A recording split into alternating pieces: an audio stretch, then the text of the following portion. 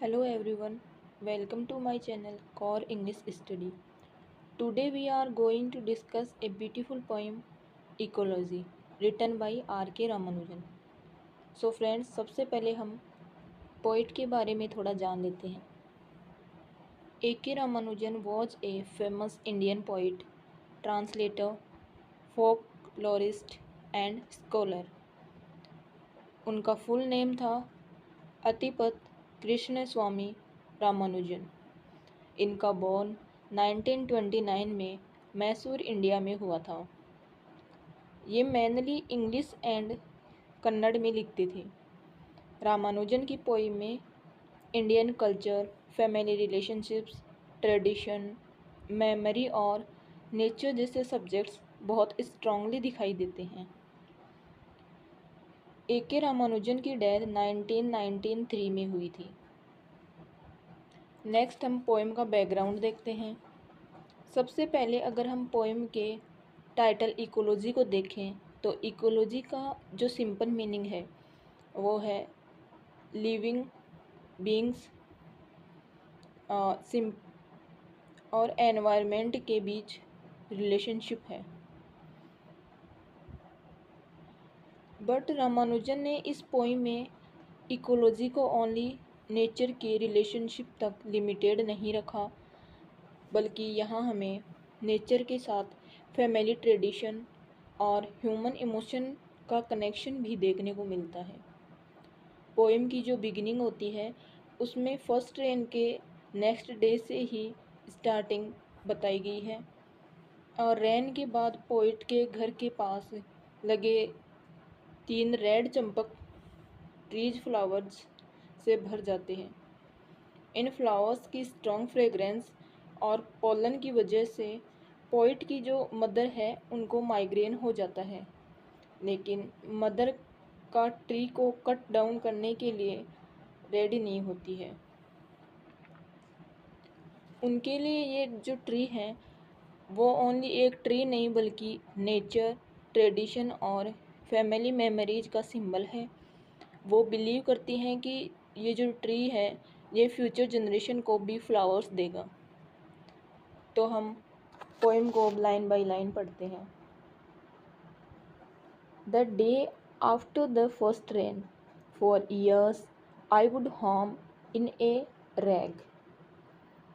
तो ये opening lines एक पर्सनल मेमोरी से शुरू होती हैं जो बाद में यूनिवर्सल थीम में बदल जाती हैं. तो इनमें जो फर्स्ट रेन है वो इंडियन कॉन्टेक्स्ट में बहुत ही सिंबॉलिक है. ये मानसून के आने का एक सिंबल है, संकेत है. ये रीन्यूअल और क्लींजिंग का सिंबल है.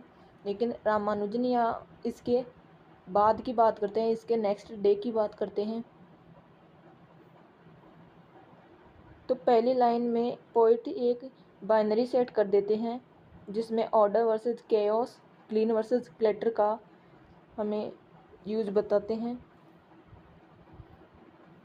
तो the day after the first rain मतलब कि बारिश के दिन के अगले वाला दिन. For years I would home in A rag. Rag होता है गुस्सा. तो यहाँ पर ग्रामर का डिवीजन किया गया है.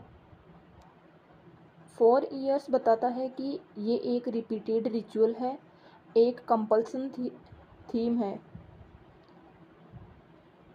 मतलब कि जो राइटर है वो बारिश के नेक्स्ट वाले दिन, जैसा कि वो हर साल करता आ रहा है, वह गुस्से में घर को लौटता है. यही पोएम का कॉन्फ्लिक्ट है कि ये जो फर्स्ट रेन है इसको तो हमें सेलिब्रेट करना चाहिए, लेकिन पोइट यहाँ पर गुस्से में आते हैं. और ऐसा क्यों है? क्योंकि बारिश के बाद घर में जो क्लटर, जो अव्यवस्था हो जाती है, पुराने धब्बे, कागज़, कीचड़, उसे देख के पोइट को एंजाइटी होती है. वो मॉडर्न ऑर्डर्ड माइंड है. उन्हें लगता है कि घर एक मौसम की तरह साफ़ सुथरा होना चाहिए. लेकिन यही गुस्सा आगे चलकर पोएम का सेंट्रल क्वेश्चन बनेगा. तो आगे हम देखते हैं.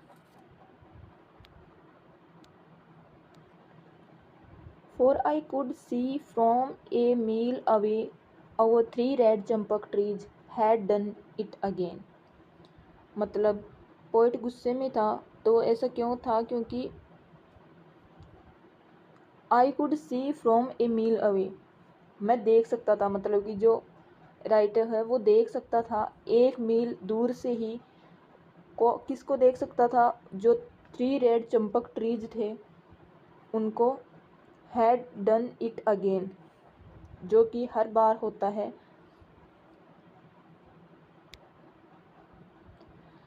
यहाँ डिस्टेंस का कॉन्सेप्ट है। पोइट घर से दूर भी है, लेकिन घर की जो प्रॉब्लम है उन्हें दूर से ही दिख जाती है।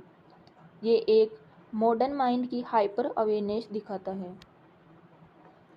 ये जो 3 पेड़ हैं रेड चंपक के, वो क्या करते हैं कि हर साल पहली बारिश के बाद अपने जो लाल लाल फूल हैं वो ज़मीन पर गिरा देते हैं। और डन इट अगेन में थकान और इरिटेशन है, हर साल यही होता है। ये एक साइकिल है जिसे पोइट रोकना चाहते हैं। Had burst into flower and given mother her first blinding migraine of the season. और ये जो फूल हैं चंपक के फ्लावर्स हैं, वो पोइट की मदर को एक माइग्रेन देते हैं, जो कि हर सीज़न में ऐसा ही होता है। ये नेचर की एनर्जी, अबंडेंस और अनकंट्रोलेबल ग्रोथ दिखाता है, और इस ग्रोथ को रोका नहीं जा सकता।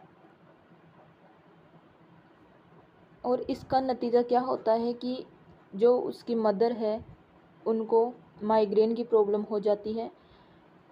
और इस घर की इकोलॉजी की जो सेंटर है वो मदर ही है। पेड़ों का असर सबसे पहले उन्हीं पर ही होता है। With their straight long heavy hang, yellow pollen fog of a fragrance no wind could shift। अब पहले पेड़ों ने जो रेड फ्लावर्स गिराए थे, अब उनका जो दूसरा असर है वो यहाँ पर पोइट बता रहे हैं कि स्ट्रीट लॉन्ग हैवी हैंग, मतलब खुशबू इतनी ज़्यादा थी कि वो पूरी गली तक लटकी हुई थी। हैवी हंग्स में बोझ का एहसास है। ये खुशबू हल्की फुल्की नहीं है, ये वो खुशबू है जो कि पोइट की मदर को माइग्रेन का दर्द फील करवाती है। यहाँ रामानुजन खुशबू को एक फिजिकल चीज़ की तरह दिखाते हैं।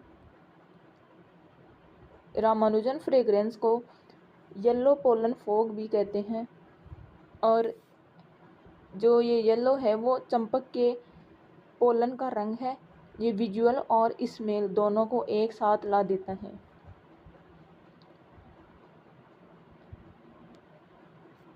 नो विंड कुड शिफ्ट, और ये जो हैवी खुशबू है, हैवी फ्रेग्रेंस है, तो इस फ्रेग्रेंस को, मतलब ये फ्रेग्रेंस इतनी पावरफुल और प्रीवाइज है कि नेचर इतनी तेज है कि ह्यूमन एफर्ट्स या हवा भी इसे कंट्रोल नहीं कर सकती।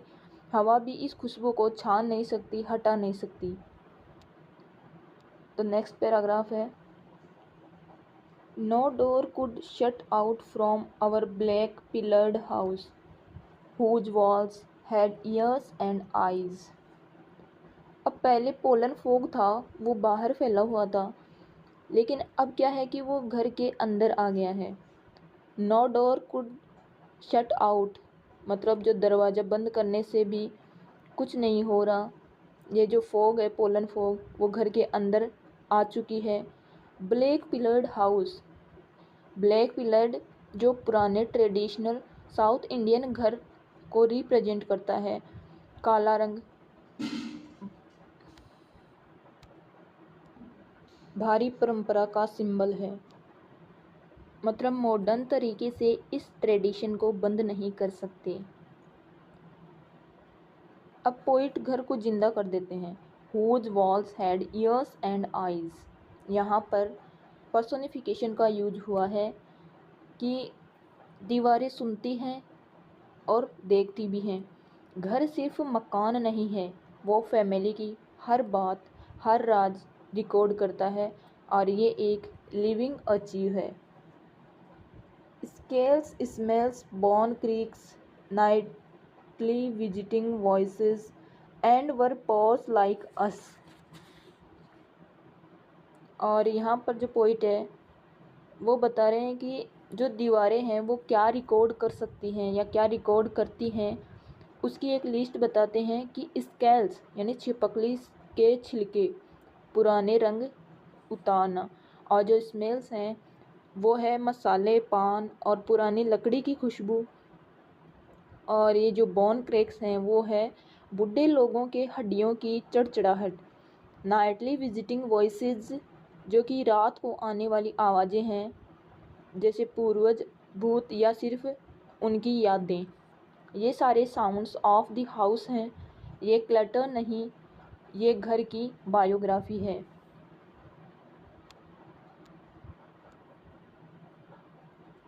And were porous like us. अब ये जो पोरस है ये क्या है? पोरस जिसमें चीज़ें अंदर बाहर जा सकती हैं, जिससे जैसे कि स्पॉन्ज होता है। रामानुजन कहते हैं कि जो घर की दीवारें हैं वो जैसी ही हैं, हम भी पोरस की तरह ही हैं। मतलब हम भी पास्ट की यादें हैं उनको, आवाज़ों को, खुशबुओं को अंदर आने से रोक नहीं सकते। वैसे ही ये जो स्केल्स, स्मेल्स और बोन क्रिक्स हैं, उनकी जो वॉइसेस हैं उनको रोक नहीं सकती।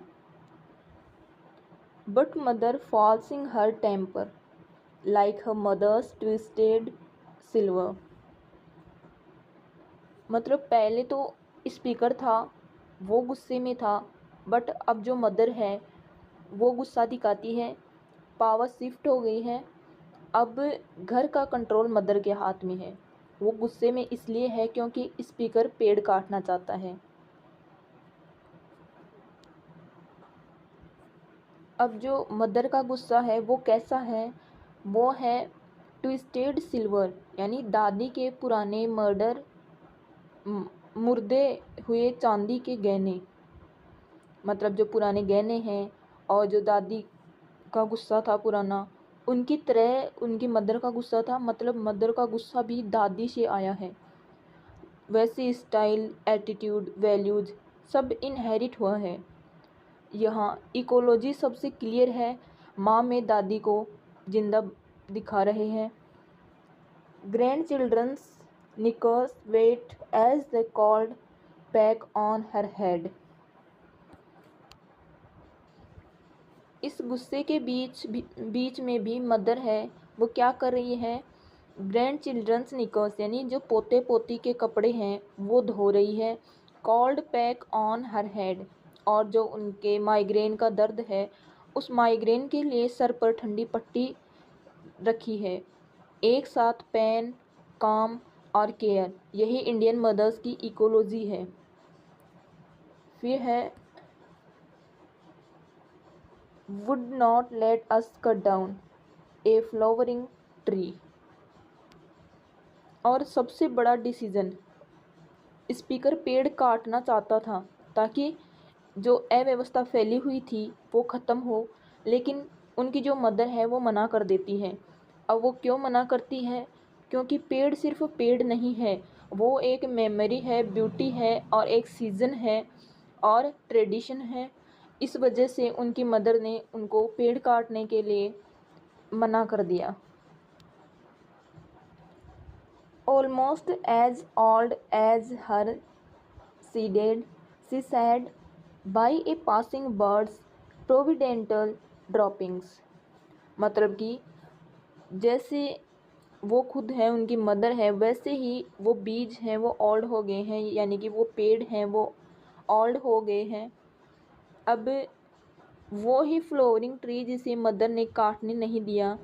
ऑलमोस्ट एज ओल्ड एज हर मतलब पेड़ भी मदर के बराबर पुराना है, वो फैमिली का हिस्सा बन चुका है।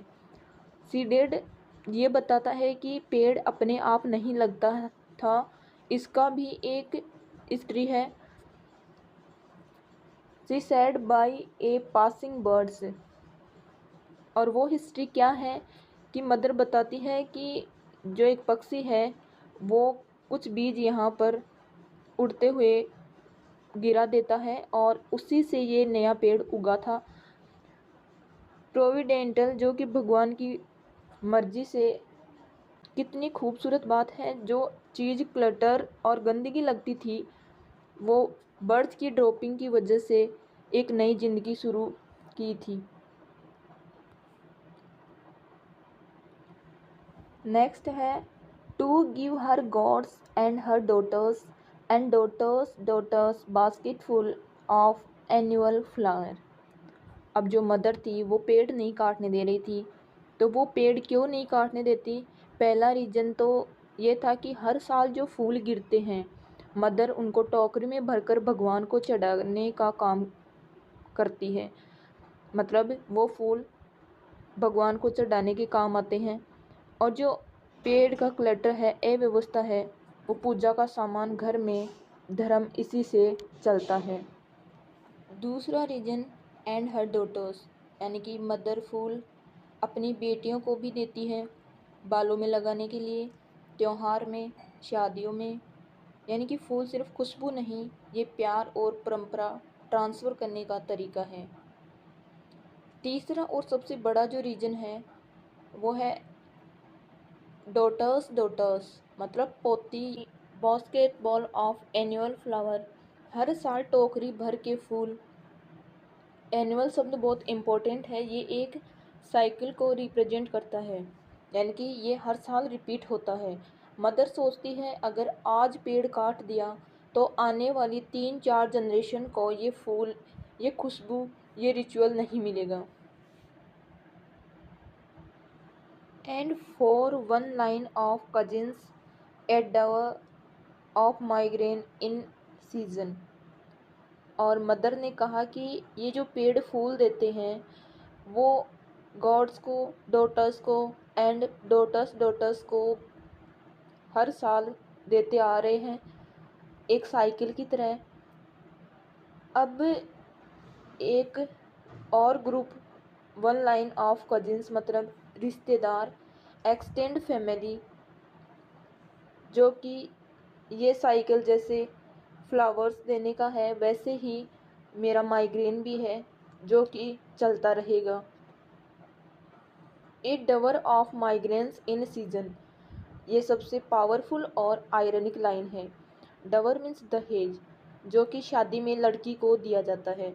मतलब इस पेड़ के साथ साथ फैमिली की औरतों को दहेज में क्या मिलेगा? तो इसका आंसर है माइग्रेन।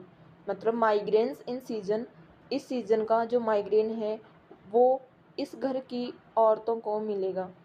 रामानुजन यहाँ पर बहुत ही बड़ी बात कह देते हैं कि जो दहेज है उसमें ये माइग्रेन का दर्द मिलने वाला है। सो फ्रेंड्स, इस तरह पोइम में पोइट ने नेचर और ह्यूमन लाइफ के क्लोज रिलेशनशिप को ब्यूटीफुली रिप्रेजेंट किया है। Thank you.